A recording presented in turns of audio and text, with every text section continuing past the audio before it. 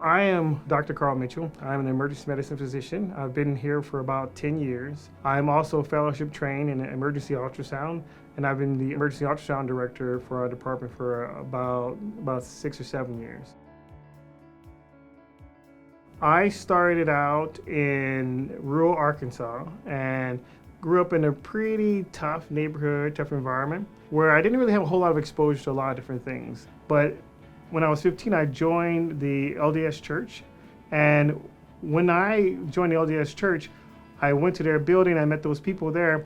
And as it happened, this was just an interesting coincidence, most of the members there were in healthcare. And the family that fellowshipped me was an ear, nose, and throat doctor.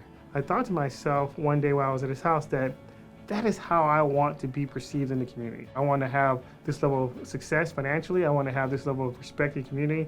I want to have this level of community involvement, and I want to have this level of knowledge and ability to kind of serve.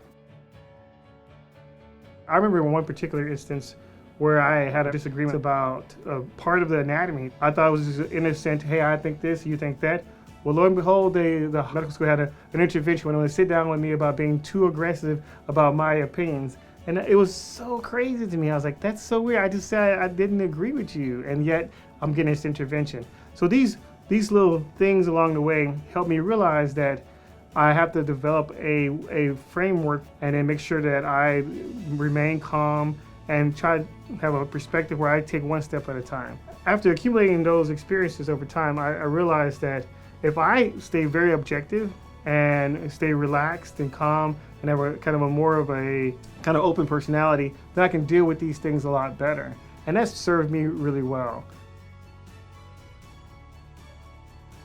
As people show up to Valleywise, I want them to feel like that this is a community who's trying to bring them closer by bridging some of those gaps.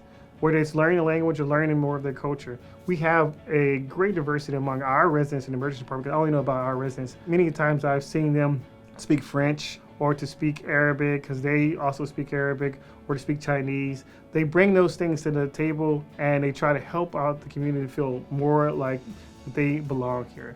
And that's what I enjoy the most, is that we can sometimes bridge those gaps so our community doesn't feel like that they're all alone. My hope for the future generations is that they can get to see more diversity in healthcare. As there are more Black people, Hispanic, Asian, and what have you, I'm hoping that the community can see this, because I know it was huge for me to see somebody else. Once I saw somebody else, it made it more possible for me to believe that I could do it myself.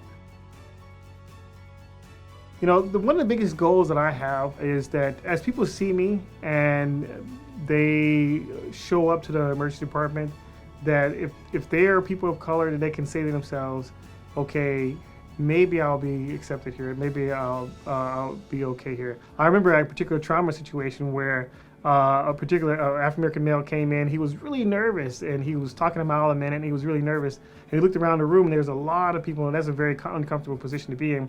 And he saw me, and he immediately got calm. And he said, you're Gucci, you're gonna help me out, okay. And he immediately calmed down.